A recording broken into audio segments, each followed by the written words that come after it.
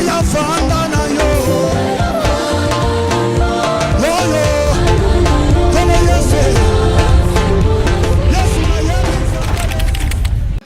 Oui, bien-aimé, to pamboli nzambe, linga apesi biso tango, ete tokoka kokutana lisusu na bino. Lelo toza na sujet moko ya motuya. Sujet wana titre nango eza souffrance. Eza eloko moko oyo ezo déranger bato nyonso balingi yango te. Nzambe alingi yango te. Même Yesu na croix, avant même akende na croix, alobi papa, ce qui est possible, longolanga kupoli. Biso bato ya mokili tolingi yango te, souffrance pasi na vie ya mutu. Mutu moko akoki kondima souffrance aza te. Banyama balingi souffrance te. Bademo balingi souffrance te. Tindela ye moto mo. Satan alingi souffrance te. C'est-à-dire bikela munyonso na nzambe na biso bato. Mutu moko te alingi souffrance. Mais ezo tambolaka na biso. Ezo kendaka na biso. Yango na lelo yo nzambe alingi na solola na yo. Yo ozoleka ba difficulté makasi. Nami monaka naza un peu okaka mieux placé pour na yebiso ikambo souffrance. Parce que ceux eza na bato bamoni pasi na mokili oyo, bato ba souffrir na kati ya mokili oyo. Ya liboso yo yebi peut-être. Oyebi so azaka na Kingasani malue kato neni me ya mibale eza ngai. Pasi onga na moni na mokili na yebi te mutu mosusu amoni lokola ngai. Baza na bango me yo yebi bango ya liboso me ya mibale tia ceci ngai. Parce que ça étape mosusu onga na leki okoki kosimaginer te. Il m'est arrivé même que oza na famille te nini te. Auti Kinshasa na kenda otanga musika na Lubumbashi. Na lia matiti mosusu ba clôture ba fleur. Na Lubumbashi kuna bamba ye. Bamtu abe bomaka tellement pas seleki. Na lia kaka soko kufa to kufa kaka. Ukuma usabilanga. Otanga osabilanga. Na si même classe bien-aimé. Pasi na pasi. Na komi na ko bondela. Un jour même que non, na akaba serimo ba ketu mo bazo benga weke. Na kei na zuketi na nga tozaki na veiller na sisi veiller de prière na kei. Na tandi ketu wana na sukola ki yango ekauka. Boza veiller samedi bozo pe malobi bokende dimanche naza programme. Bien aimé nazo zela mona kengela kechi na ngai na chango na moyi wana na kengela. Pongi na nimbi muke pongi eke na ngana la mukabokeche ke. Ah! Lobi na ko modere ndenge nini. Mwebelo na salaki. Na zui na lokolo na kangi bando ndire mutazoki na zoki te po so na ke na mapapa boye kaka boye ba mono ndire ke naza ko saboter kilte ya Nzambe. Abibo na zui kaka na kangi bando ndire mutana na pota. Nazo tambo. Frère de neni ah non ça va. Frère de neni ah non ça va. Bajou musuna koma même na ba agenda na ngai bueno Noël ezoleka. Loko akoli ezate. Na zui mwa bouilli poto. Na sali et puis ndenge nini pozwa bouilli wana zaki entre biso betito ke di fufu na nga penzi zo beba di pianga mwa muke kaka ata même kopo tomate na bakisana fufu nge beba motajo achelo ndambo ke na motiki oke kuna mon frère ah na moi ezate pesa nga fufu nge bela papa na kei na baloli na sali poto secrete mungwate ba programme mususu nga na sala okondimate natali boy awa mwaeza te avocat na fufu ozwi otie mwa citron na mungwa, recette kitoko. Bilo mosusu naliaka na ndako na nga mwasi na nga waka, me o nini papa? Pasi nalekaka na yango. Soso na bona nini tozwa siko nini, ozwi maki ko recette mosusu to fabrikaki. Kamati okalingi maki otia ngo na fufu mélange, okalingi yango ebimi mwa makasi, okati kati yango na morceau. Otia ngo nete kauka mwa muke, osali soso, tie maki wana ekomi lokola misuni, tango ebimi. Eka lokola soso. Et donc ba pasi o kaka pendaki ba pasi. Na reprendre classe 2 fois, nazangi mbongo afuta Minerval. La souffrance. Naza mieux placé na ebisayo. Et nouvelle a bien ezali que non, okoki ko s'en sortir. Na souffrance nyonso okoki ko s'en sortir. Soki solution ezalaki te, olunga mona ngai awa te. Mais solution ezali landa ngai. Souffrance ndenge nazoloba awa, souffrance o nga na retenir kozala mingi, mais na retenir 5 sortes de souffrance. Et 5 sortes de solutions. Tout ça, on a 5 vidéos. Mais l'andanga nzamba kosungayo. Et ça, la souffrance permise par Dieu. Nzambenda permettre souffrance ou anezalaka. Et ça, la souffrance mosusu oyo ke non, euti na masumu na moto.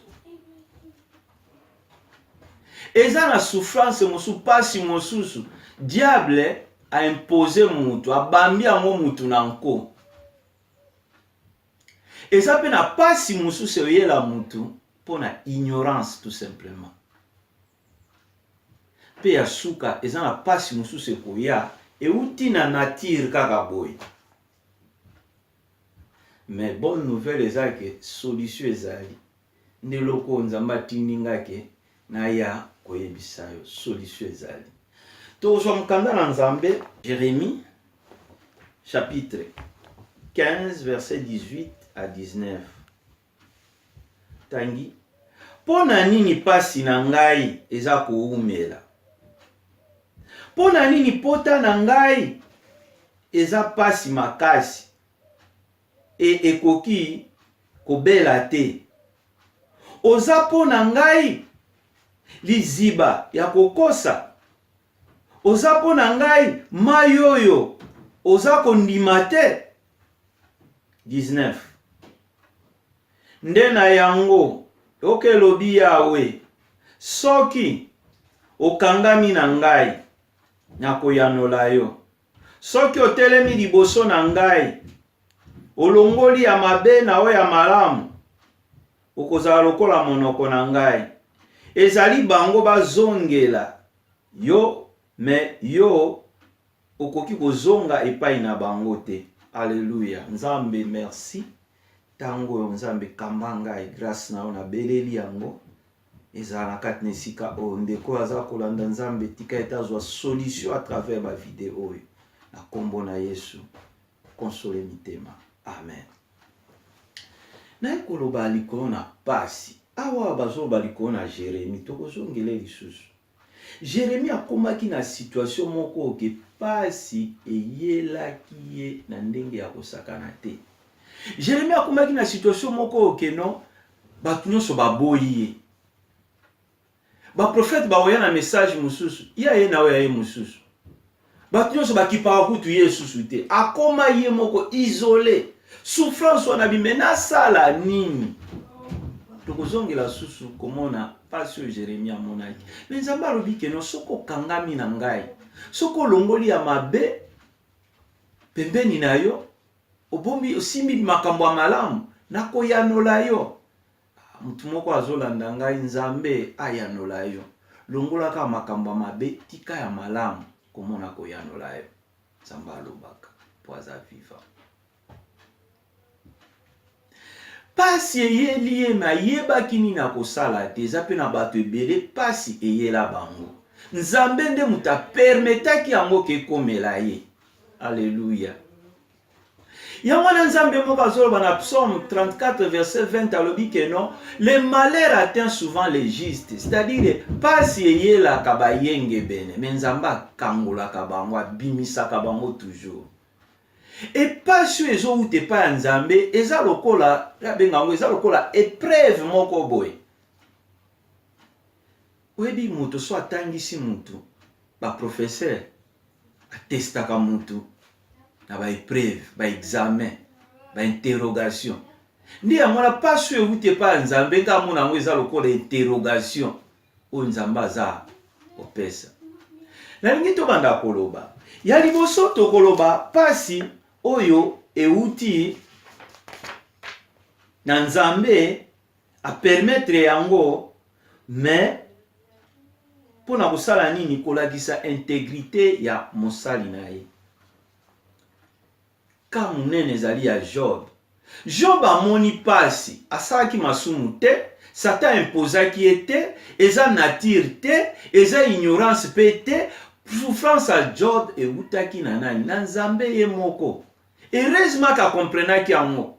Baninga ne bazoya na masolo mususu, oh non, eza masumu na yo eza nini, peut-être yo pendengo za wana. Ozo leka na pasi batu mususu, eza masumu ne simbakisi. Yo mona kate ifeza biloko azana ngwana eza ya mabe. So moni azo leka na pasi boy ifeza mukolo wana salaki boy. D'ailleurs na mona ki alata ka bagi moko boy. D'ailleurs kuto mona ka ete le moko soka zo te achaka loboko boy e asala ka boy. Ba pesa ki Job makambu nyonso ba kombo nyonso. Mais Job ayebaki ke non ngai nazana eloko moko te na sali. Ngolo nzambe za na ngai. Naza intègre. Et Job alobaki pasi na nga nzambe za yo. Asi na lobaki ona ba video mso elekaki.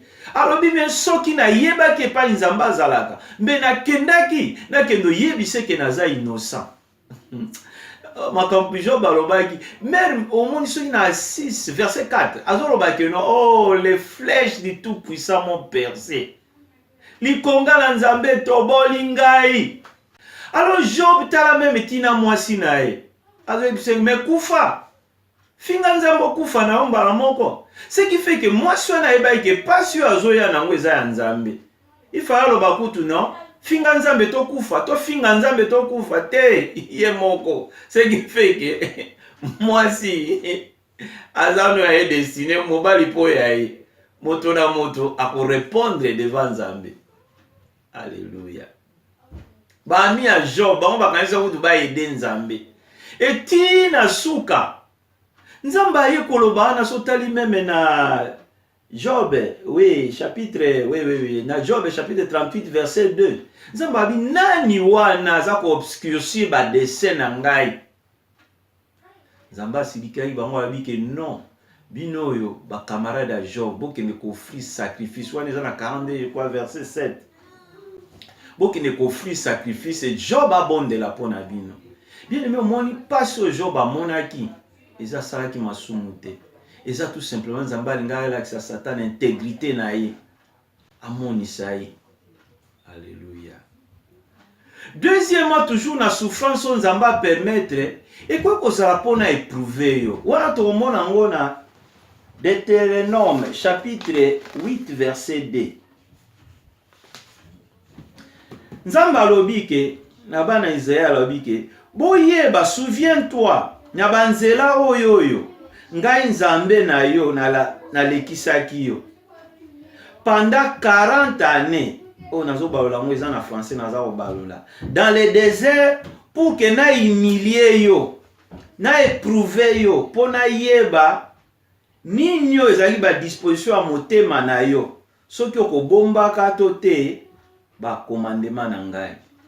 C'est-à-dire que pasi oyo monike eutaki na bana Israël ba lekaki na désert wana nzamba lobi pona éprouver bango. Oui, dans Osée chapitre 2 verset 16 balobi que non, nzamba lobi que non na kobenda e na désert, je la tirerai. Oui, Osée chapitre 2 verset 16. C'est pourquoi, voici, je vais la tirer et la conduire au désert et je parlerai à son cœur. C'est-à-dire, pas sur ban Israël, ezali ke nzamba lindaki asolola na bango. Et pour la première fois, ezali na kati na désert. Donc, mutu na mutu akoki koleka désert, ezali bazobenga passage obligé. La plupart ya batsali na nzambe. So moni mutu aleki maskambu na nzambe, passe ezalaka te malamu na malamu. Ah, il faut se poser la question so oza na nzela penza ya bien. Il faut se poser la question ce qui effectivement oza penza na nzambe. Ceux qui veulent suivre Jésus seront persécutés. Même si Nzambe soit là solo là, il faut aller peut-être na souffrance. Pour la première fois, Nzamba solo là, on a carte à souffrance. So yo utaki na mokili. Mais il faut comprendre le message wana Nzambe. Et tokoya sous l'enseignement mususu comment Dieu parle ndeni Nzamba lobaka. Oyoka ki Nzambe to mutu to mutema na yo. To Satan. Tokoya na message wana. Là toujours aux abonnements na yo na Kazalogos. Alors na Osée chapitre 2 to moni wana verset 16 Nzamba bina ko benda na désert kuna na ko solola na motema na ye. Parce que Bible zo exception na Amos 3 verset 3 que non batomi bale bakoki ko tambola te soki bayokani te. Il faut boyokana. Bozo kende nzela moko il faut boyokana. Moi sina mobali il faut boyokana. Nde yango Nzambe abendaki pepele na 2 heures. Asa lokola sculpteur, andaki ataye bango, fabriquer bango, façonner bango. Nde loko Nzambe amemaki bango. Et kuna na désert, pas ezali. Minyoko ezali, mais bomaka te. Eloko bomaka masumu. Tant vous avez kati na passe, vous avez kati na souffrance, et vous sentez vraiment que non, awa eza problème na ngai te, problème ya Nzambe, ke bana masumu, po ebomaka. Eza na ndoko porte eza polele, ennemi akoki ko kota soko fungoli, tango afungoli na faiblesse wana ozali wana, ekoki ko memo na kufa. Oza na besoin ya lixité. Ko luka te, luka l'essentiel, o leka na désert, tango ko bima, donc no luka babiloko mususu okozala nango besoin. Makambo nyonso faut tala Nzambe. Ba mususu même abandonner église eza na puissance te, ba bondela pona ngamba na mbala na mona keloko te. Osko zo leka na étape ya désert te wana motuna esengeli yo moko mituna. Parce que souffrance est bomayote et ces étapes aux leka. Petana yango, ils ont dépendre de Nzambe. So ka loba ki 70 ans pour na bana Israël, 70 ans na kaka yangwana. Et ekoki ko changer te et ko zalaka ka ndenge wana. Le temps c'est Dieu, Nzambe ye moko. Yo zana lokola soda, aucune école militaire. École militaire ndenge ngaza mona soda. Il y a un exemple ya basoda ko lembango te. Et ça na terme to zalaki ke non, bato ba ke musala soda, bokoti recri tango bimoko mi soda. Okoti main vide, okobima na arme. Okoti na tenue civile, okobima na tenue militaire. Ozaki na revenu te, bakomo peso sol. Okota ikao komi ok. Déséquilibré mo chitete. Brisé moza détruité. Malade moko kufa te, abandonné mais pas rejeté. C'est ça. Désert et les kakamutunyo surtout. Tala nengozo le kana situation wana. Donc peut sa solution na suka landa biso poso solution ezalaki te. Tulunga ya na vidéo yote. Délai ezalite nyonso zo dépendre na Nzambe. Et na bongo yo sengeli nini? Oyeba, est-ce que ça désert? Est-ce que ça masumu na ngai? Est-ce que ça Satan imposé ngai? Est-ce que ça ignorance? Est-ce que ça nature? Yango wana zo senga kolanda vidéo nyoso ti na suka toutes les 5 parties. Troisièmement, eza na pasi musu ko yela yo mwana Nzambe po mema en élévation.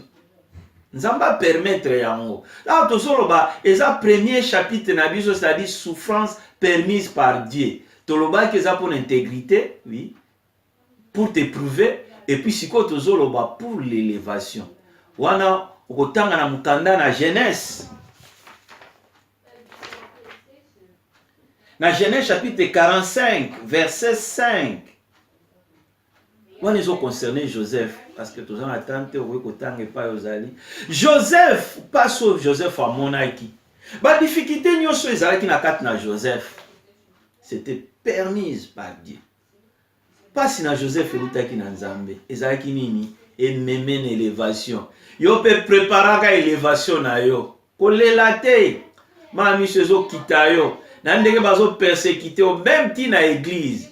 C'est toujours comme ça. Nzambe alinga memo na élévation et il faut nanu abuka pe biloko mususu ndenge balobaka tailler kotailler moko landa message oyo topesaki nzoto na biso eza tempelo te toza mabanga le tozo tonga ndako mabanga il faut batailler yango po ezwa forme batia yango brique mususu likolo na brique po esa ce qui fait que nzambe akoki komema yo na banzela mususu po atailler yo ozoluka élévation elingi ekoma mais okoki kokende na élévation te soki yoyo oza muta patience te okoki kokende élévation te soki yo kande longwa na yo nanu te yango nzambe azolekisa yo nanu na nzela wana ya pasi ya souffrance na nzela wana ya badifficulté. Na Bible tomoni baza mingi David aleki na yango David aleki na basouffrance mususu pour qu'il azwa élévation. Même Yesu po akende na loboko na papa alekaki na pasi souffrance wana ezali eloko nzambe alingi amatisa yo parce que makambo nyonso bien aimé il faut payer le prix. Payer le prix. Batu mingi ozomona basai na nzambe wana boy miracle ba ozomona bazambe ke nzambe azosala azo guérir batu oyo ozobenga magie mususu kobenga nini boy po yebite eza na prix ba musu ba payer ko kondima te alia kata alala kate na yebi pasteur moko yokele mawa akoza la bobimaki boy ngoko ngali ya nzambe bikolia te zonga nani azongi na prière moi ça lambaki biloko déjà présenté boy papa nazongi na mabondeli akovanda boy ye fois lamuka 3h du matin nyonso tu nzambe azosala na ye ke no akoma babondeli mutu moto azwi guérison abondeli mutu azwi solution ye moko tu makambo na kipaka te makambo ya mbongo akipaka te ke na baeglise yo kondima ke moto 56 000 livres sterling na kati ya compte ya église asimbaka te etali ete bato mosusu nde bazosimba yango aliaka mbongo wana te ke to ndenge nini makambo ya nzambe nini sale bofuti nini nyonso tu il y a toujours un prix à payer soki olingi kopaye prix te eza difficile yango wana keno nzambe alingi aeleve moto eza na bato mosusu baza eleve tout simplement bapeyaki prix. Souffrance eza kolekela yo wana basacrifice wana oliaka te omelaka te eza prix mosusu même beloza na vie te mais ndenge ondima basacrifice wana nzambe akobatelaka ye parce que oza mutu moko oyo oyokaka oza mutu moko oyo oyokaka makambo oyo nzambe alobaka et élévation na yo yango wana. Quatrièmement eza na souffrance ekokomela bato mpona kopréserve yo na masumu mpona kopréserve yo ke okweya wana tokotanga yango na mokanda na 2 Corinthiens pour que asanorgueillir te batia ekungi akosala nyonso tu boyeba basouffre te yo ke bakomimatisa te oza na eloko na nsima na yo bato mingi bazoleka basouffrance mosusu nzambe azwa empêche yo kaka masumu ebi mosali na nzambe moko makolo nyonso mibale ebukana tozalaki na ye na nini na Lubumbashi kuna ayi nzambe azoutilize ye bamosusu bakoka bandikape bazotelema mais ye moko azolela bia nzambe bongo ngai ma miso mpenza okite boyoki mawa. Mais moi je pense que natali comportement ne makambo mosusu azalaki nango azana bondenge mo gay moko amuke eza na ye na be moto so azalaki na makolo le mosusu nzambe aboyi mpona yango mais c'est un homme abondelaka mingi mais azalaki na eloko moko eza coutume na bakote na bango wana tanga kombo te mais bazaka ndenge wana moto il faut milakisaka en quelque sorte et biloko wana ezalaki nano ya kobukana te. Paul aleki na bisika wana eza na souffrance mosusu awawa pona koepanie mutu na liwa. Awa tokotanga na mukanda na Nombre chapitre 22 verset 33, mais na moni moyeto sanango ezate pour tous en attente. Bazo biso histoire ya Anes oya Balaam. Balaam azokende po akendo modiri bana Israël. Nzamba boya ki akende. Empêcher na ndenge no sazo yoka te. Akomi wana apunda oya matelaki akomi ko ki se passe. Tambola lingite. Tambola lingite kande yeli a frappé ye même. Fungole miso a kotala bo anja tele mi adomoni epe. Soki kaka tika ko leka bena bomaki. Yango eza na pasi musu ekokomela mutu asufraki penza me yo ano naza presse nazo kende mpona nini pasi musu ekoyela mutu ndenge wana ozomona penza keno souffrance eyeli yo souffrance oyo ezomona ngo mpona nini nzambe alingi aepani yo na liwa place yo ozokende oyebi te nzambe alingi aepani yo na liwa.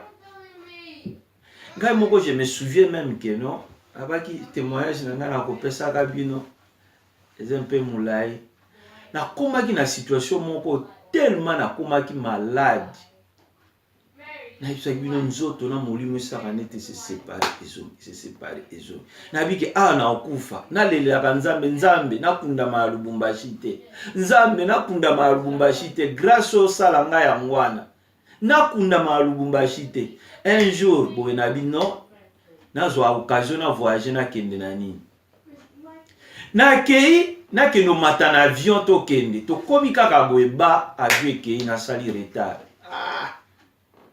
na ye na zongi pour la deuxième fois na kende na avion boye to kei to komi wana na tala biloko etikali avion kei na tikali.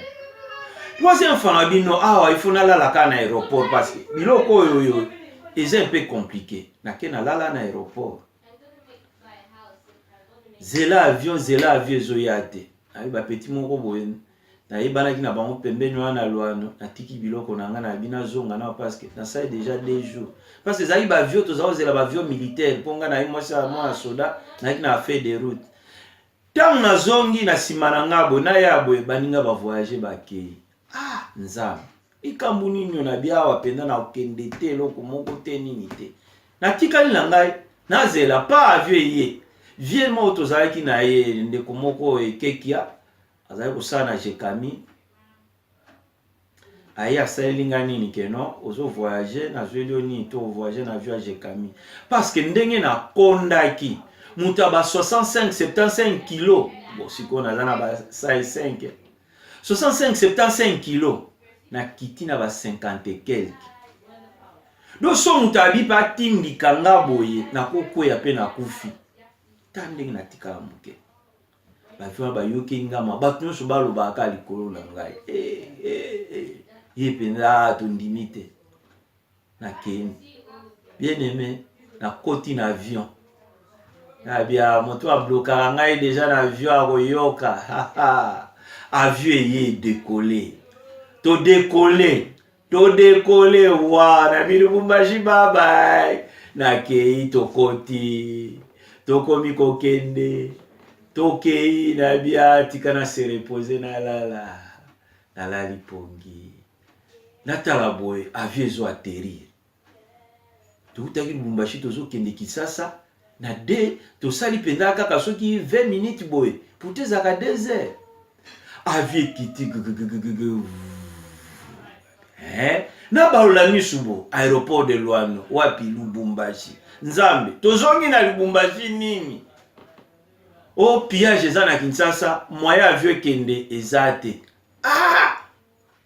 pourquoi kaka ngai nzambe likambo nini nakufa na Lubumbashi gabi na umeli pe awasiko na sa ndenge nini na longwe wana na kei kulukana mela mai na nini bien aimé on a joué bino réalité nde baba pillage na zongi avait décollé sur kei ndeko moko frère moko Cyrano c'est un étudiant comme même officier militaire te so azolandanga abi me yo mon frère Tade ozo comprendre te que ça message ya Nzambe ke kokende te Kinshasa kokende okufa nde kuna tikala wa Nzambe akobatela yo navandi na réfléchir na bia oyebi ke so Nzambe alobi na moto à travers moto okoka moko na nzoto conviction moko ye de même sur place na bino kesute azongi na interna azongi na kasapa ti lelo naza na bomoi na tikalaka na reprendre ane na zwi Nzambe libéré ngai na komi ti na lelo omoni ke ndenge na komi kotambola. C'est-à-dire que pas si musu se koyela yo réfléchir très bien Nzambe alingi empêcher yo liwa okomona eloko yo zoluka ozozwa te baza ko escroquer yo na bambongo ba difficulté zokomela yo pona nini kaka ngai Nzambe eloko ne kwa omemona liwa yango la Bible ezoloba toute chose concourt au bien de ceux qui aiment Dieu likambu nyonso ekomeli yo gloire à Dieu naza mwana Nzambe parce que comme gloire à Dieu naza mwana Nzambe ba difficulté komelo gloire à Dieu na reprendre classe nde na lobi wana na souffrir nazali diplômé d'état depuis 82 na kesi sa classe na 94 tantôt difficulté ba pauvre moi kota université zate tango kota boye ba possibilité zate okati tango ti na aussi sa 94 mais so ina sisa qui peut-être avant na iteni nenga okomela ngai tokoti neza kabila ye na nini na Lubumbashi bien aimé to vandi batu nyoso toto zaki na bango kabila zo recruter batu nga na e bakate na ovandaka na permanence kuna ya église baningo bazalaki kuna pa bakei basali ba examen na sutuka bo bakombo babimi nga batindinga administrateur du territoire nga na Équateur nga na nini na vana binzambe pourquoi ko sala nga boye Kabila azui batu wanyoso baza au moins ba administrateur wanyoso Kabila père ba utakande na Lubumbashi betidia Lubumbashi ba économiste ba sociologue nga batindinga na nini bakenda na lela penza mais du moment où je vous parle ba msusu ba guerre wanenge kotaki ba yebani kutute ba msusu bakufa bamsu bipai bakenda bazwa ba difficulté na bike Nzamba epanyaki ngai kaka tout simplement parce que alinga kite na kende koleka na babiloko wana alinga kite peut-être liwe ngake zwa ngai na kumisi Nzambe ne koleka susu bo tokei to sa test moko ezaki na fina boyebi fina ndenge futaka bien tokei na sa test boye papa tozui toya na sima boye bato zaki so bato misato bazio mususu ngai baboyi ngai o wana na ba Nzambe salaire zaki so ki $400 par mois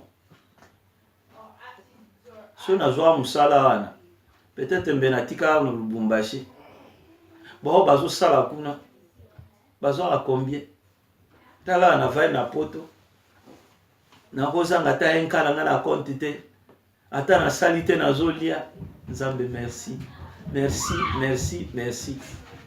nazo tambo na voiture sika eza orgueil mais nazo yebisa yo o ndenge nini Nzambe asalaka ngana kanisa ikeno wana ezali nini na ngai bénédiction na ngai raté non témoignage ezaka ya ngai te za mingi na okaki histoire moko boye tata moko boye na Brazzaville baza kokende bakomi quelque part boye mutu ke sala accident batu nyonso baza bie kaka ye moko abukani babia Nzambe merci batiki babia wala ki mutu mtema mabe faux pasteur aza koteya même na kati ya soki ya bisi bazalaki bao batikali bakei kon continue bakendaki babi bakomi quelque part kuna tono bisi na bango baluki babi na mutu moko abikaki te bango so bakufi tala souffrance mususu ko yake moto na Nzambe bato basekio pasi na ye asimba bakisi souffrance na ye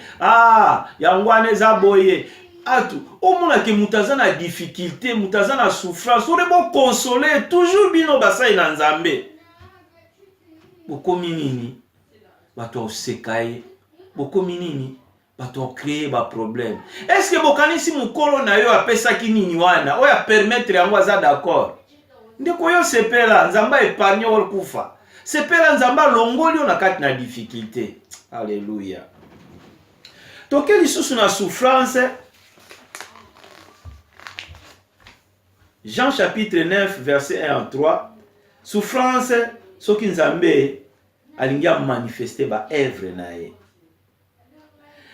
Awa toko kende Yesu azotambola na Jean chapitre 9 verset 1 à 3.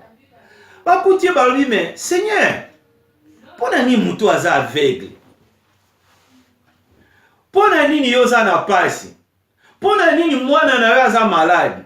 Pona nini mwasi na yo aza boye? Pona nini na famille na bino boza na handicapé? Pona nini boza na aveugle? Pona nini boza na boye? Oyebi réponse à Yesu. Eza te ba parents na ye basali masumu. Eza te basimbi kisi. Eza te bakoko na ye. Eza te ye moko. Mais raison ezalaki nini? Pour que ba œuvre ya Nzambe emonana. Oui, qu'est-ce qu'on dit là-bas? Na trois balobi que ce n'est pas que lui ou ses parents aient péché, mais c'est afin que les œuvres de Dieu soient manifestées en lui. Il fallait que Dieu soit à la glorifier à travers aveugle wana. Il fallait que Dieu soit à la glorifier. Pas si aux hommes. Et ça pour la gloire ya Nzambe. Kaka batwana. Obazo sekayo. Lobi okamwayo. Santé no wana ndenge zo kende. Oh eza pour la gloire ya Nzambe. Okotelema. Ba difficulté wana. Eza pour que gloire ya Nzambe monana. Lokola yo yebaka koloba. Tango Nzambe ako guérir yo. Tango Nzambe ako tombola yo. Ako guérir mwana na yo. Ako guérir bana na yo. Ako guérir mwasi na yo. Oko témoigner. Gloire ekozonga na Yesu. Oko pesa témoignage wana. Yango na pasi wana ezo yela yo. Eza po Yesu se glorifier na kati na vie na yo. Eza po Yesu se glorifier. Kolela te. Baloba, munoko basaki onpo bato baloba. Tika baloba. Même moto na moto oyebaka batu mususu balobaka na bango te. Batu mususu balobelaka bango mabe te. Toto kutala likola Job. Nzamba bibino banani po bo obscurcir ba dessin na ngai. Bino banani. Botia molili na kati na makambo nga Nzambe na ngina sala. Batu musu bafinga na bango te. Batu musu basekaka bango te. Batu musu balobaka na bango te. Keba keba keba. Colère ya Nzambe. Boyebi. Motasali me masumu nde ba Moïse bazalaki wana. Metala bako bamba Marina ndeko ne mbaswa. Nzamba beti bango mbaswa. Bazwi lèpre. Likola, pourtant ça qui m'a bien effectivement. Mais ça problème na yo te. Ko sekate. Ko impite mutu makambo yo yebite. Ah, lokola zabo ifeza la boy. Lokola boy komeli ifeza la boy. Alléluia. Zabe kumba masunga mutu moko. Toke lisusu na souffrance pour na ko confondre ba prétentieux. Pas si monsieur ko yela mutu pour na confondre ba prétentieux. Wana totanga na Daniel chapitre 6 verset 14. Kuna balobi ke roi, je crois bien bon. Tant ils appellent te toloba. Kuna bazo yebisa biso makambo Daniel. Daniel babi babwaka ye na libulu. Boyebelo ni roi salaki balobi ke agenaki, il ne s'est même pas approché de ses concubines. Yé moko mutandima ko eza loi. Ah, asepela kite. Mais qu'est-ce qui s'est passé? Ba boaka ki Daniel na libulu. Les sona na ikomona on a lobi ke non. Eze loko moko keza ki important. Soki par exemple, ke ba boaka ka na libulu te. Peut-être roi longaka loba ke non eza grâce na ngai pona jenaki. Comprendre dans kaka ndengwana. peut-être likolo na ngai yango na komi boye. Eza na ba situation mususu batu mususu ekoki komela ye keno bobondeli nzamba edi mitema na bino lokola bomoni azaka na ba possibilité azaka na ba moyen bozozi asoka biki to sa grâce na biso bobende mbongo nzamba ko permettre guérison epai na ete yango na place mususu omoni omona clarté bisika mususu ko ye ozomona ke eza bilo moko ezo compliqué na basai na nzambe ezo senga pe moko changer so omonika ngai nde mutu na bondelaki po akoma boy ngai nde mutu na lobaki po yazala boy la fête ascension parce que ba situation nde mwana boya kosala ke moto akomi siko komona ndire ke yende mutu azali corona nyoso mutu akomi komona ke no grâce na ye akomi même chantage azana besoin loko akia bendio mbon nzamba ale muso kolinga teke oleka na maboko na ye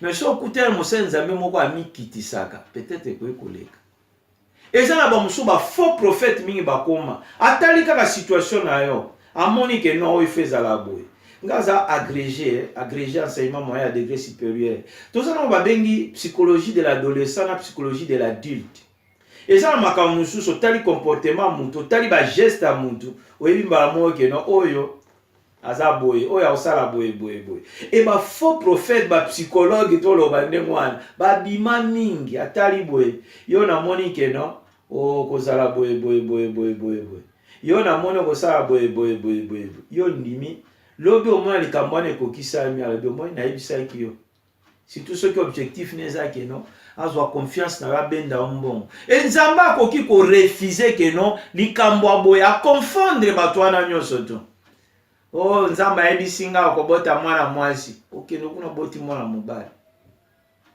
nzamba yebisinga yi oza guéri nzambe omona bope guérison ezate aso mona peut-être amélioration changement ozaki muke okomo ya mwa munene nzamba yebisinga koza akobika psychologie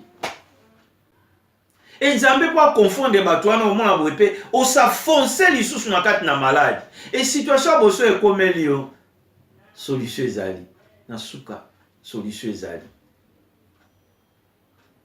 bakosala yango nyonso objectif na bango eza ndenge nini po baloba ke no c'est grâce na ngai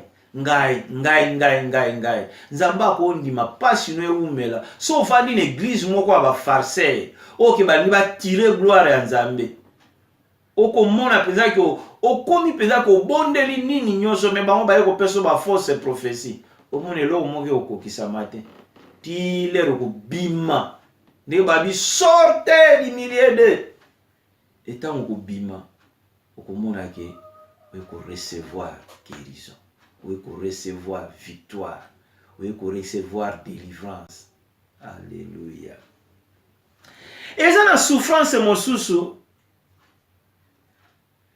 pona koenseigner ba mosusu awa totanga mukanda na Isaïe chapitre 20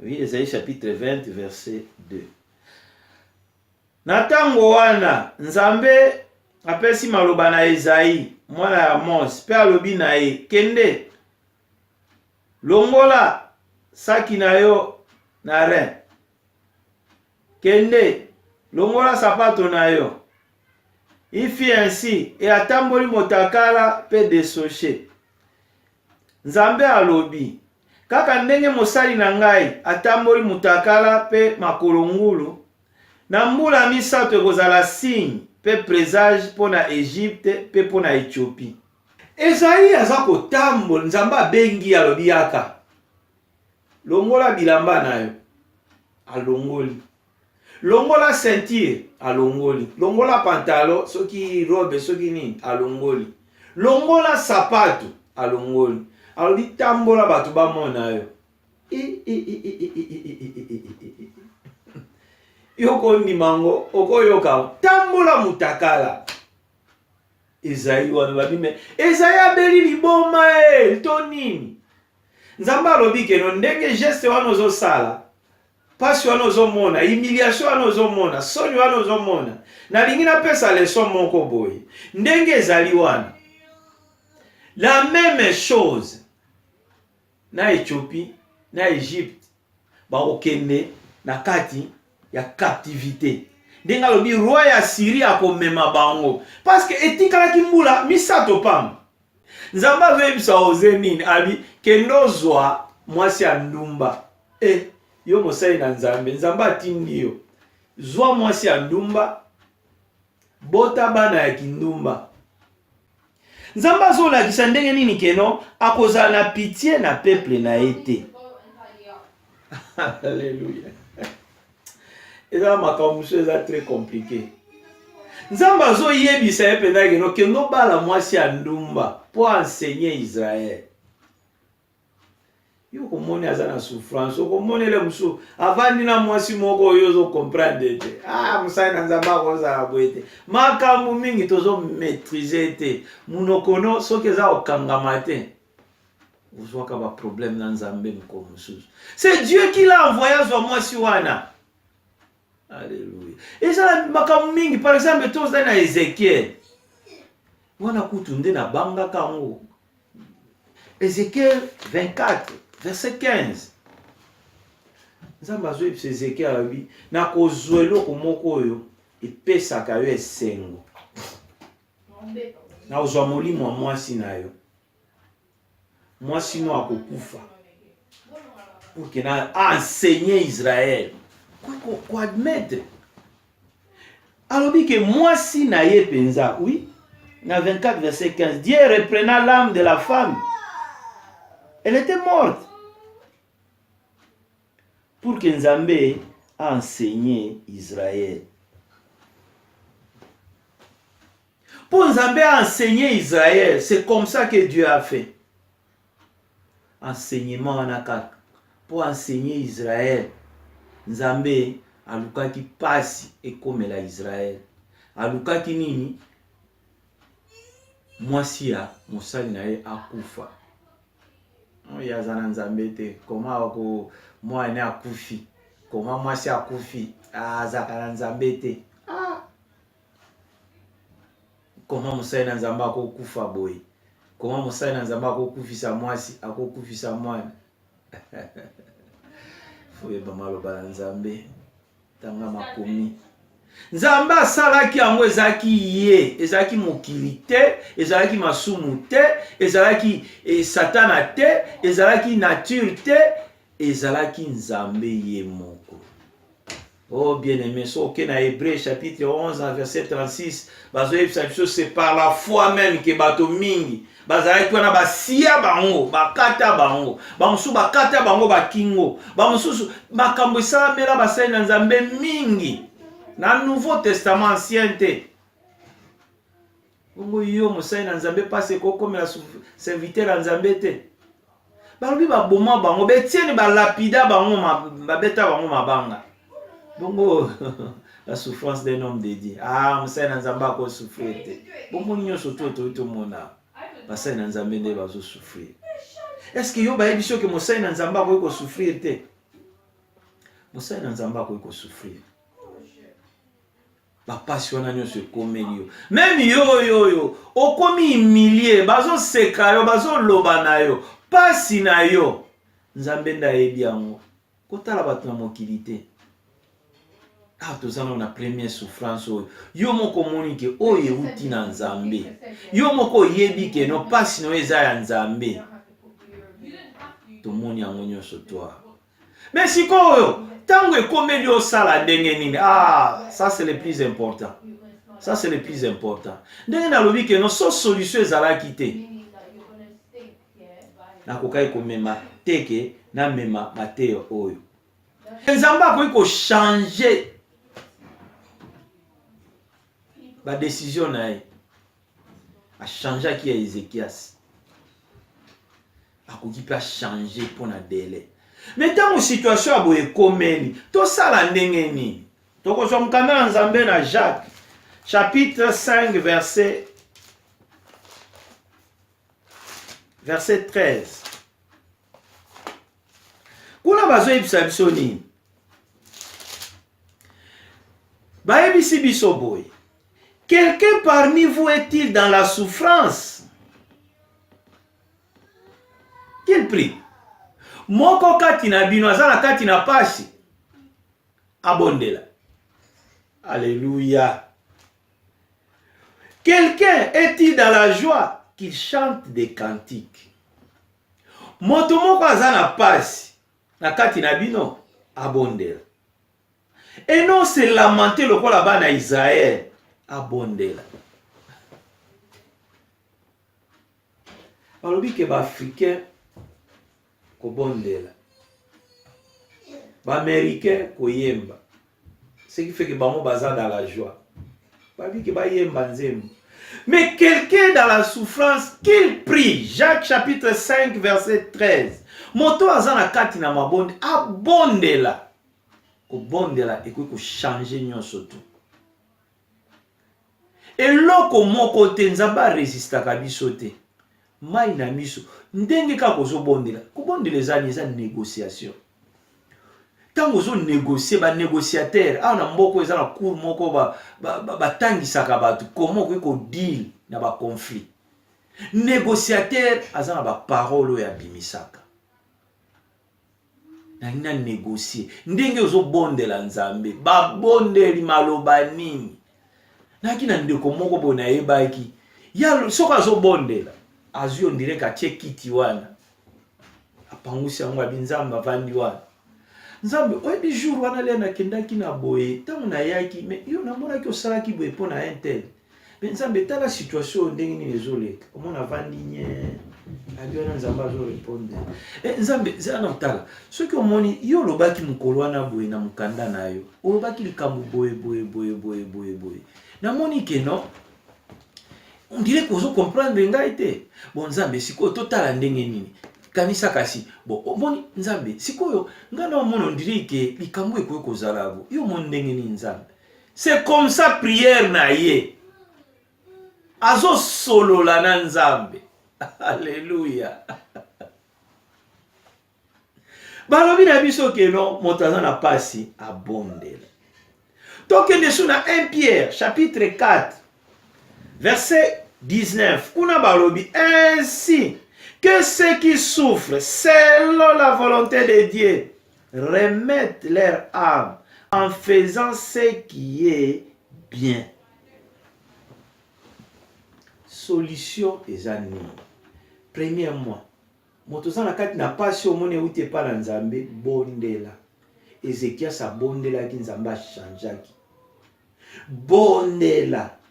Nzambe yo salaka mabete. Loba na eba parole ya bien. Bondela. Nzamba changea ba décision to mona na Bible mbala na mbala. A résistaka biso te. Ba ko ebiso na 1 Pierre chapitre 4 verset 19 que ceux qui souffrent selon la volonté de Dieu, au moni que sa volonté à Nzambe. Bozongi ça remettre leur âme. Donc molimo na yo et pas ya nzambe kosala ka makambo yo ya bien. Omoni solution yango pas yo uti na nzambe makambo ya bien. Ozane lo côté momoni mutu muso azana souffrance ote opesi makambo ya bien. L'église ba senge lo ko moni zala mutaliboso akopesa makambo ya bien. Ba pauvre baza ko lela zala ko help malgré ça na kati na difficulté ozo lela. Mbongo kwa ki na ome hôpital ba mususu pena azu akadi. Ba toi na bazwa ka solution. Tant le ko zo dépendre na nzambe a réduit sa kale mususu. Akata kapasi. Et là comment que c'est impossible pas nzambe te. Ça dépend de na yo. Prie bondela nzambe. Lelela nzambe. Na to bondelité na mo bondelité. Okoy ko bondela. O bondeli. O mokoy ko bondela na jeûne. Okoy ko bondela na sacrifice. Okoy ko bondela na vœu, c'est-à-dire nzambe na salive. Mais place on a des fois ko keba na yango mingi. Ba bebi sabo mo ina bango likolo na vœu. Bible lobi otami osala no vœu te. Ke osala po kokisa yango te. Vœu na nzambe. soki oleki na biloko wana nyonso banda no kaka koluwe nzambe louange banda kaka koluwe nzambe banda kaka koluwe nzambe solution yango wana. Alors tokosukisa wa sikoyo na Ésaïe chapitre 38 verset 17 kuna bazoloba voici mes souffrances même sont devenues mon salut.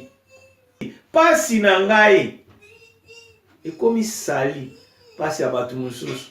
Bamosusu soka tali bipai ya utaki nga na oto yebisa bino na tali bipai na utaki na ye kotala ata naza riche te mais so na otambola voiture asika na moto avandela nango te elingi koloba nzambe asungi ngai nga moto nazalaki keno baobenga nga magela nakolongwa bato bayebi na Lubumbashi na Kasapa ti na golf makolo nakolongwa na Kasapa ti kokende Karavia kwendo lukale musu mutu lelo nga nazosepela nkomusu na kiotala mutu fufu batia petrole so pe kwelaki petrole ozwa na okaka nazwi na ya na ndako boye petrole mazutu na fufu nalia kaka so kokufa na kufa kaka pasi lekaki babilo musu boye bisi penza mona batu batondi bokangami boye soko tiki ba mutu ebeti na mi nakende kaka so kokufa na kufa kaka.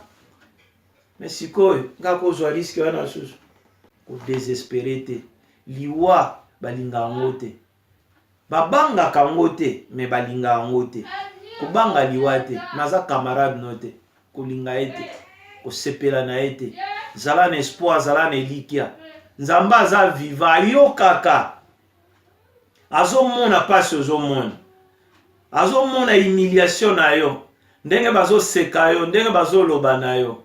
Mais il est ton rédempteur, il s'élèvera les derniers.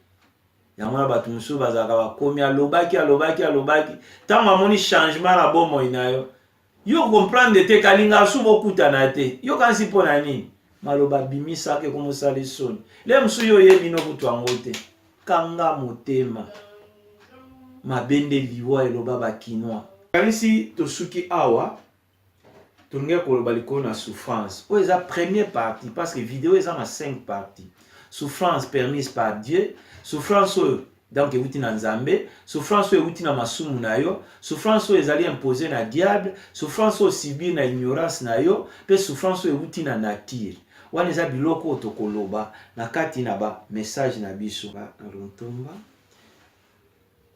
nzambe abomba yo zembo eza na lontomba Zamba bomba yo na ba difficulté nyonso na ba souffrance nyonso za koleka nango Zamba sunga yo ba blessure no akati na motema souffrance mususu ya motema eleki nzembo nzambe abomba yo Yesu ebo twemi yenguya bomba mi ongo kanzwe mpe bielele bomba mi okoba to bapoie minawe to poiseneni bomba mi evo twenguya ubowe ongonende na mpwaimbe bomba mi we mobulio yo bato bomba mi nsenele nangu ya nzike o mende myomoloko bomba mi evo twenguya ubowe nina batambo imae bomba mi nongoi siewe nanguya bomba mi ongo uke myomo kingi nai wanko vele vele omabi evo tenguya uvowe ongo isemyo mokingi na iwa nkobelebele ombami eotenguya bombami na bobangi Yesu ebotenga eobika bombanga ekotenyelele koki bombanga ogobato isowele nganayo noisiemi zaka ebombami ebotwe uko bombanga ongo utwe myomo kingi na iwa nkobele vele bombami ebotwe nguya zamba bombayo pasi mukosila. Hallelujah. Bye. Yaya fanda na yo